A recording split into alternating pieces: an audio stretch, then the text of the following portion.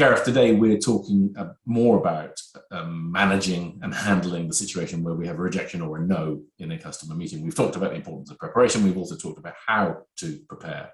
Let's focus specifically today on the scenario where the no comes from something that's happened in the past for that particular customer. And my fascination about this is that we often, as humans, tend to want to not face into it because, well, it was in the past, but the reality is it's still there. So whether or not we want to acknowledge it or not, it's still there, and therefore potentially very much a live thing in your customer's mind. Talk to us a little bit more about that, Gareth. Yeah, it's a big issue, and it's one particular aspect of a no that you might get, and it's a big one.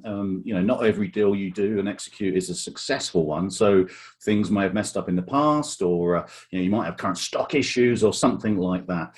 Now, as you rightly say, the thing about that is it's likely to be highly emotive, i.e. something that's messed up could well be, personally for the individual that, your customer sitting opposite you, it could personally be quite meaningful for them. They may have got beaten up internally because of the issue, or, made to look bad, or whatever it might be. So therefore, if you think about that emotion, that the chances of them taking on another deal while that emotion still exists is pretty slim.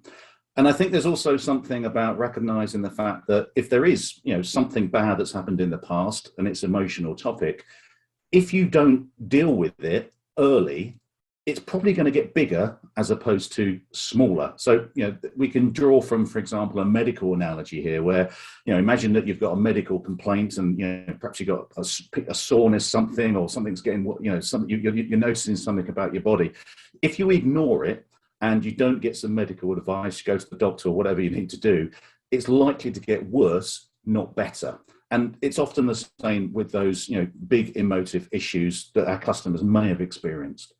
Okay, so really interesting. I love the medical analogy as well. That's true.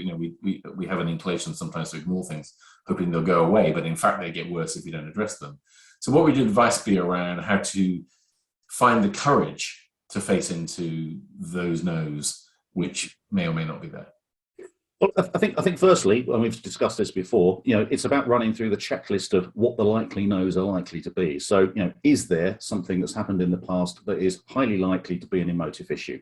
So that's the first step.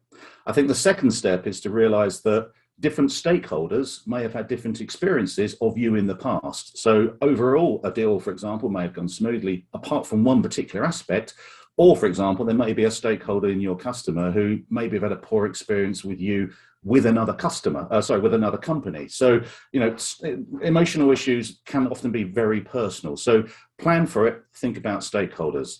And I think the third thing is bring it up early. I think it shows some confidence to lean into the issue as opposed to actually ignore it or bring it up late. And if you think about it, if it's a big problem and the customer knows it's a big problem in the past, it's a big problem, I think it shows some confidence if you address it early. And, in a way that's empathetic, you can ask questions about it, about, the reasons for it, the rationale. I think that signals to your customer that you're prepared to, learn from it, do something differently. But I think it also recognizes that you're getting into their world as a human being to recognize, we messed up and we want to do something to avoid that, in the future. Now, if you take that approach, I think you're far more likely to get a positive response to any new proposition. There's one thing I do know: if you don't address it, it doesn't go away. Okay. The elephant is in the room, whether or not you want to acknowledge the fact. Yeah. So planning for it, thinking about who it affects in their business, but also then facing into it early. 3 key tips. Thank you very much, Gareth.